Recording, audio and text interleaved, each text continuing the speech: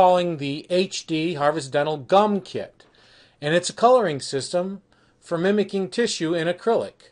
There are several on the market. All of them have their own color characteristics. I like the color characteristics of this product because I have been using it for about 6 years under another name.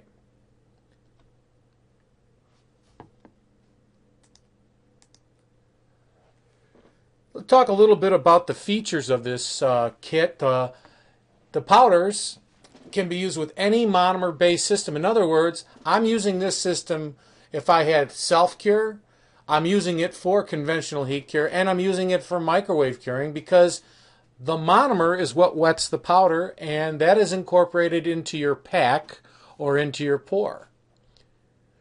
The internal subsurface colors, these are internal and subsurface colors. In other words, they're below the surface of the acrylic or just on the surface.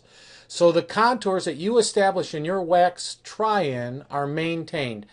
What that means is that you don't have any post-process time involvement.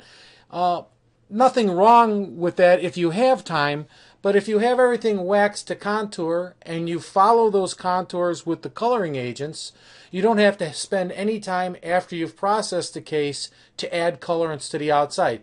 I like to do it on the outside and the inside. Really depends on how tight my schedule is and how much character I need to put into my appliances. All the adaptation of these colors are done while the acrylic is reaching its packable or injectable stage.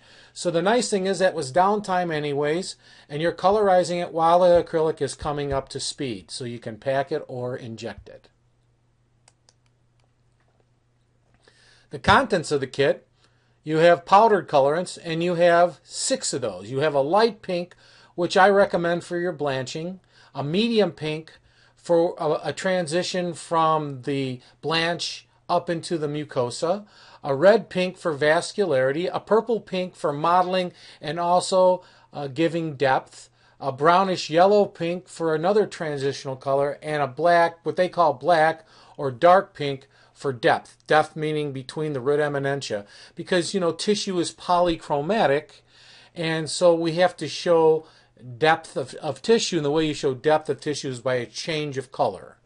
And then of course it comes with 2 fibers. It comes with a red fiber and a purple fiber, and what I did here is just to show you that you can also mix the red and the purple together and you get a nice natural type of fibering. I will be honest, I don't use a lot of fibers in my cases because I lend myself to the coloring agents to show vascularity.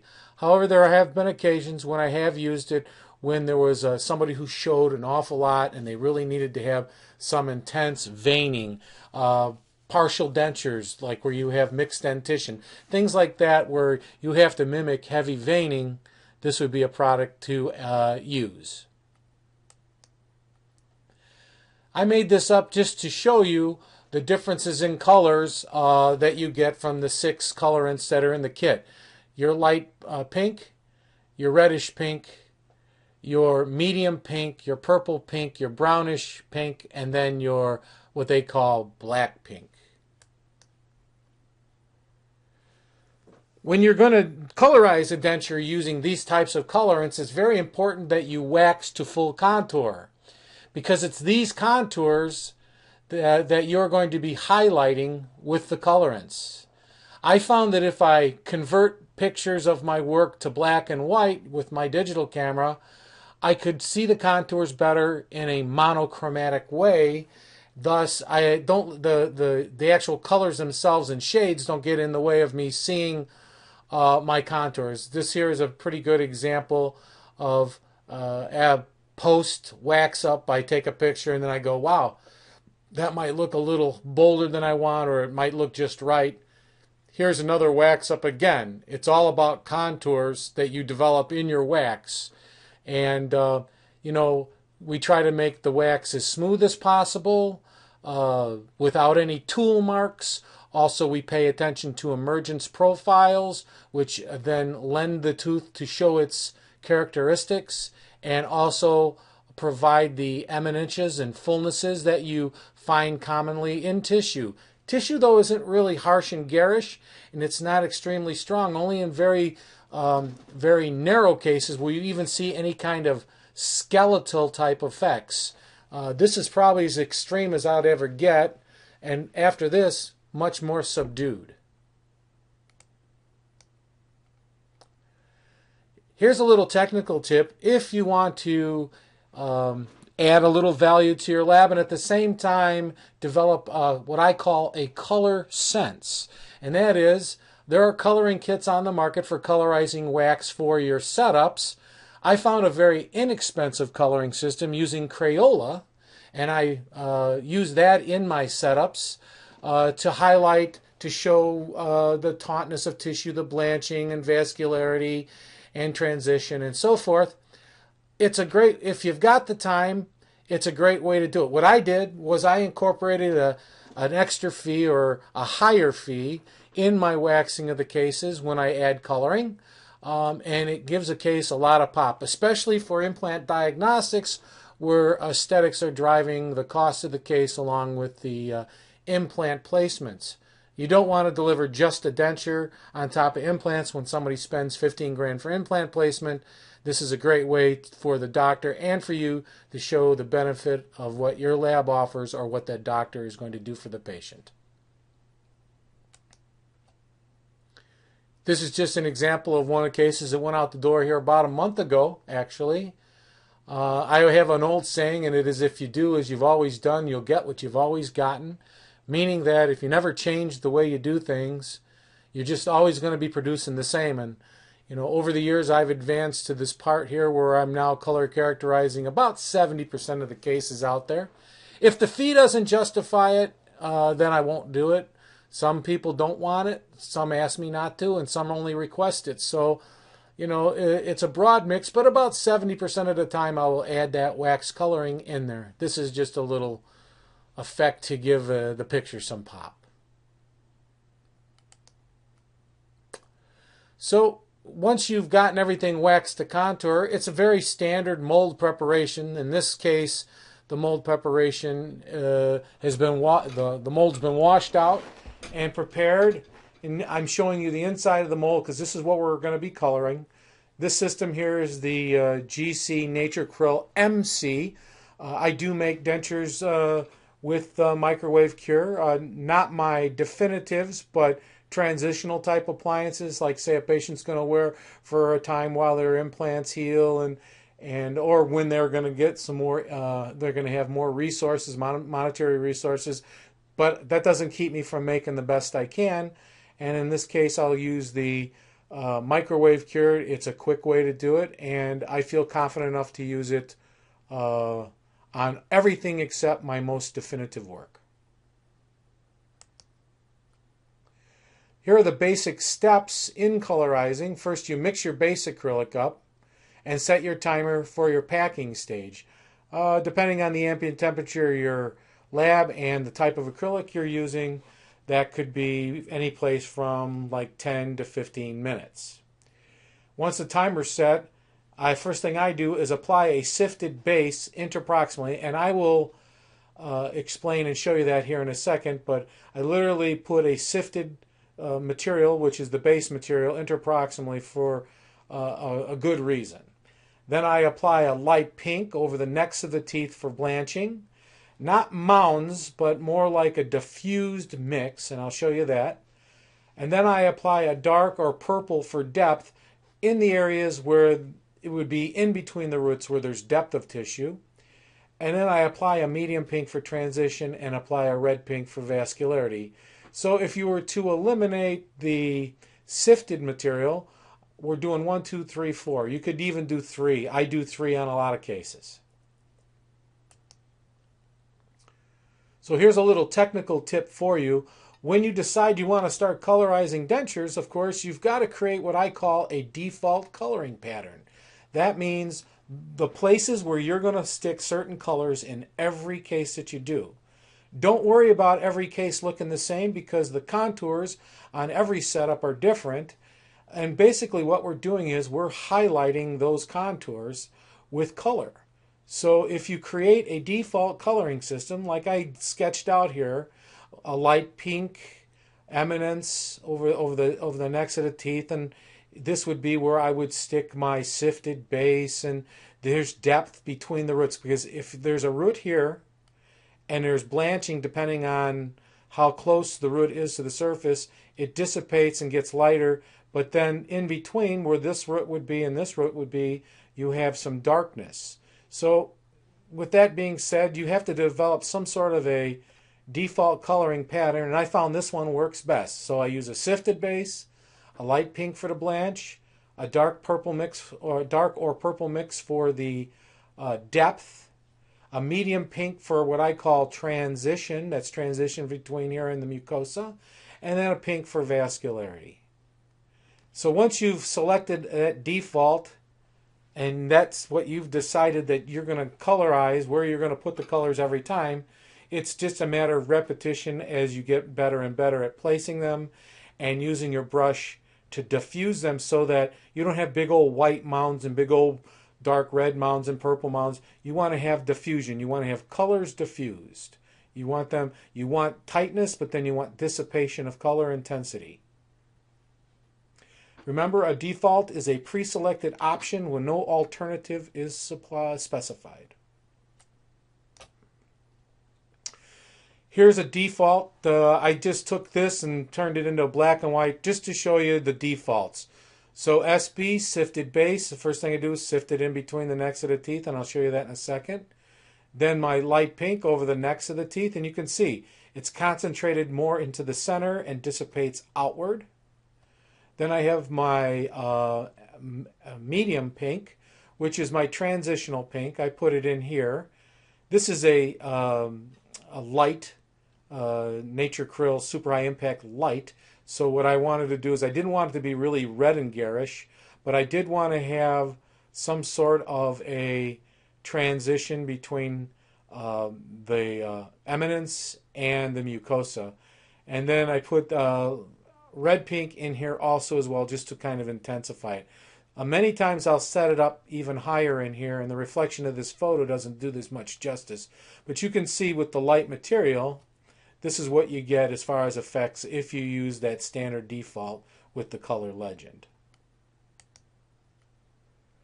Here's using just another acrylic. I wanted to show you the difference between one and the other. This is the super high impact light fibered, and you can see how the colors react with the light fibered backing. This is why it's very important, A, to come up with a default, and B, use the shade tab system and develop your shade tabs based on the acrylic shades you use so that your doctors can know what they're going to expect when you use certain shades. My doctors know to expect that for the light reddish or the light pink, light fibered plus, and for the light it's going to look like that. And I have shade tabs as I show in my shade tab video so that they know exactly what they're getting. See the difference? But again, the placements are the same. Higher concentrations apically, or I should say centrally, and then tapering outward. We have the transitional colors, the depth of what defines the roots, and really the contours and the wax are defining the roots, so it's really not a whole lot of harsh coloring. It's just enough to define what's already there.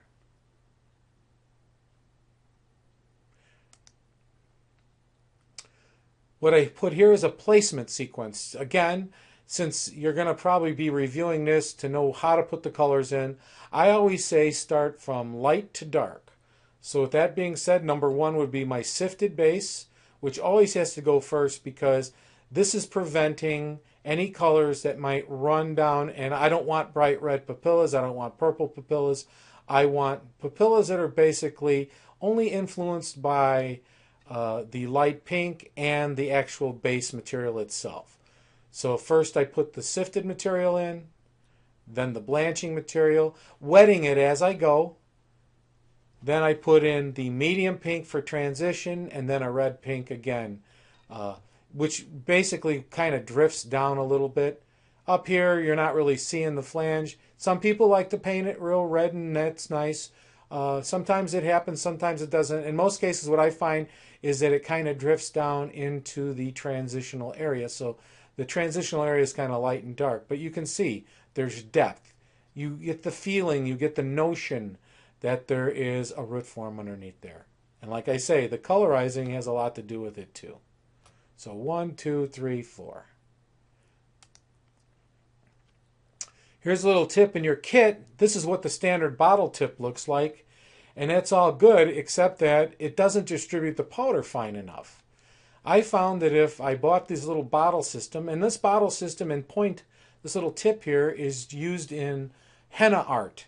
You can go online to Amazon or any place like that, and you can buy these little bottle systems. These little application tips allow me to put a much finer bead of powder down without all this bulk, and pretty much waste is what I call it.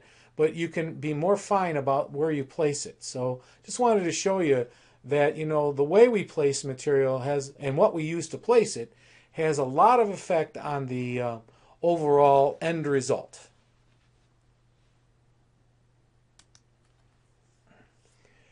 So here's another technical tip, and I mentioned this earlier. Before I add the colorants and before I start the case, what I do is I put an amount of the base material to the side. I've already made this actually before I start. I'm going to show you how I do it and why I do it. And that is that I take an amount of the base material and I sift it.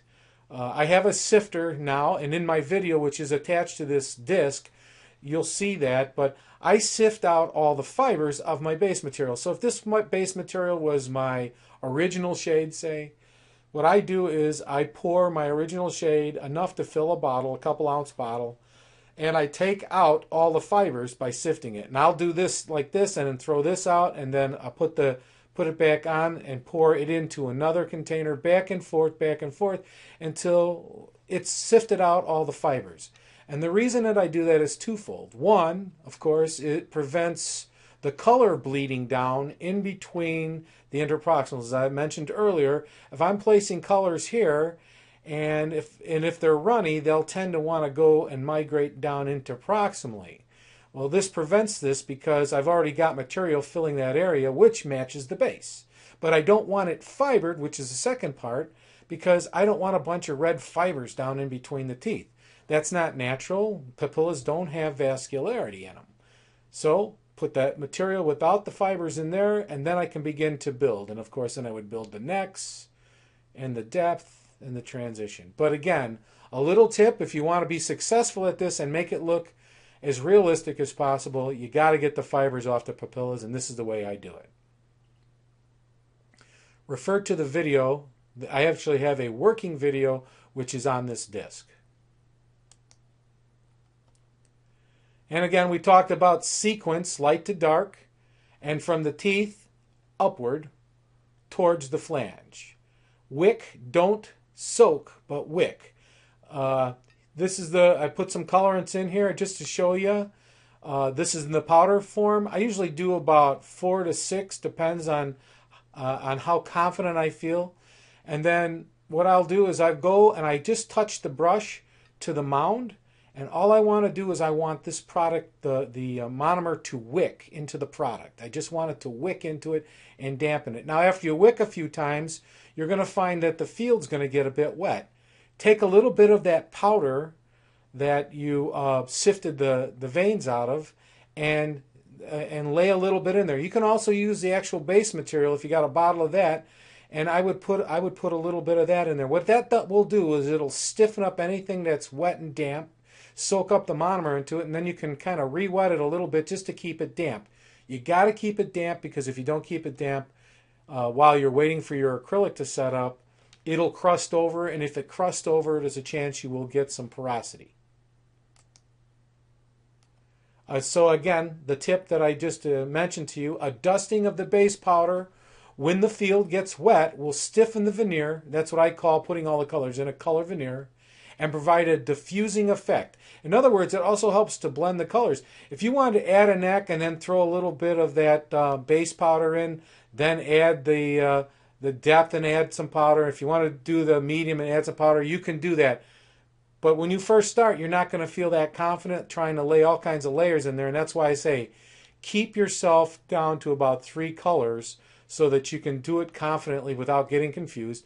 And again, make sure you keep everything damp. You can notice here it's getting a little crusty, and I'll be adding a little bit to that, and then a little monomer to that. And if I get it too wet, then I'll just lay a little bit of powder to soak it up. This is helping to stiffen it up too, because remember, you're going to have to pack this case yet, and you don't want the colors moving. So powder should be damp, but not drenched. Here's when you get to the point where you've colorized the inside of your mold, and now you've got to pack it. I'll just showing this because it's contained in the video that's on this disc. But just the 3 stages of short to pack. I believe in trial packing from short to long rather than overfilling the whole thing in like this and then squeezing and trimming. Because if you put too much material in, out goes your colors. So what you want to do is you want to do a finger pack around the backs of the necks of the teeth first. Use your sheet, and you want to go in and you want to get your first trial pack. Should have an indentation of the front of the ridge, but not be pushing any material any place. Basically, you're basically adapting the base material to the coloring of the veneer. The second pack, I've added a little bit more, and you can see it's flashing out, and it's not pushing anything forward because the material is moving from front to back. And then my third pack or fourth pack, depending, I think this was my fourth. I've got it to the point where it's trimmed back, everything is full, and then at this point I will stick a ball of acrylic in the center and close it final. But the point is that when you close your flasks, you always close it anterior in first and then down. Don't go straight down with the flask half, because you don't want to scrape any of this down and move it into the inside of the pack. You want it to stay where it's at. So by inserting it this way, adding acrylic here, inserting it this way, and pressing it down, what you're doing is you're filling from the front to the back. And I generally put the acrylic right about there. It's in the video. That's it in a nutshell. Just wanted to show you, this is Naturecryl Super High Impact. This would be the original shade 36. Standard coloring default scheme that I just showed you, which is neck tone. We have the sifted base, transitional, and a little bit of red. And you can see it. Again, contour is everything. You can't shortcut this system and hope to build it up after the fact, because you have to have it already in place in order to do this. Here's another one. This is Light Fibered Plus. I like this Light Fibered Plus shade, and I like the way it reacts with my default coloring system. And again, you can see there's a heavier concentration centrally, and then it dissipates off. You can see the base material interproximally. I don't have any redness in there. I've got a little yellow brown in here. You can see it's just down here I've got a little bit more red. The tendency down here is a more vascularity on the lowers. Again, just want to show you that's the same coloring scheme as the one that I showed you prior. The difference is, of course, the base color. And so that's why I say you've got to use the shade tab system so that you have a predictable way to show your doctors what you're going to be providing. And here's another one, a light reddish pink case that I did. Same coloring default, blanching, sifted base, some red, and some transitional pink. Again, concentrations in the center, dissipating outward. Really, the contour is going to dictate how harsh this is going to be. And if a central incisor is coming out like this, there is hardly any depression from the root. If a central incisor is coming out this way, then there will be a prominence where the root in the emergence profile is going to dictate more fullness in this area. Again, it's all about the contouring and the coloring together. It's not one and it's not the other. So I just want to thank you for watching this little video. Please watch the other videos attached to this disc.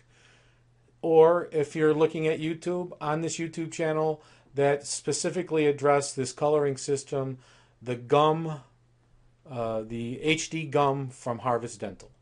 Again, thanks for your time.